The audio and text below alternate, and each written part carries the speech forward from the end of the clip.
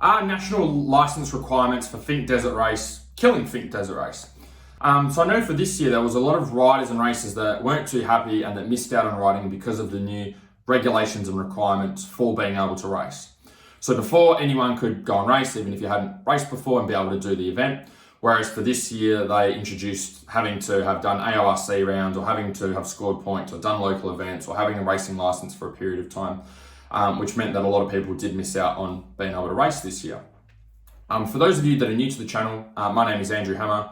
Raced motocross for 14 years of racing and struggled with riding and racing fitness, but this video is just more thoughts and opinions for this year. Overall, I actually think it was a great thing that they did, although a lot of riders did miss out. The first reason that I think it was a great thing is because it just made the quality of field a lot better. You had a lot of riders in there that had raced before, had racing experience, so just naturally having those requirements cut out a lot of people that weren't riders, weren't racers, didn't have that racing experience, which I think just makes the racing better overall, or holds it to a higher standard. The second thing is I feel like having those requirements helps to be able to reduce the amount of crashes that we have out at Finke.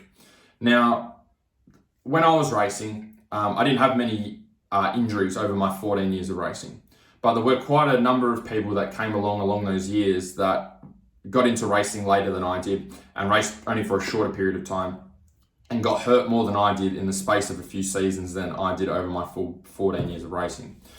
And so I think that one of the things that contributes to that is you've got people that are maybe a little bit green to bikes or racing, more so racing environment. You've got them on a high powered bike, and then you've also got them riding at Finke in 110, 20, 130 kilometers an hour plus riding conditions for a long period of time. And there's a lot of things that go into that race that people don't take on board as they go in. And one of those big things is fitness.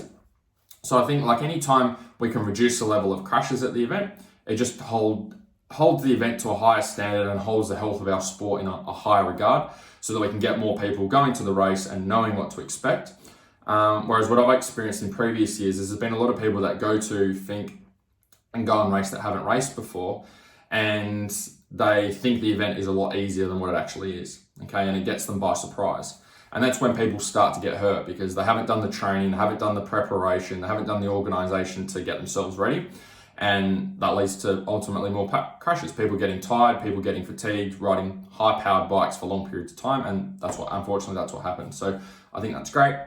The third thing is that with those requirements, there's much higher chance of success.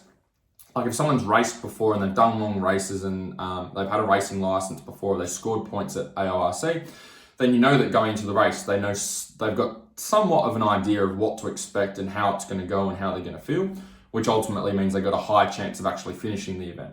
Without those requirements, I feel like you've got a lot more riders that don't know what to expect and they're just throwing themselves in the deep end. And again, that's a higher chance of not finishing the event and not getting your peg.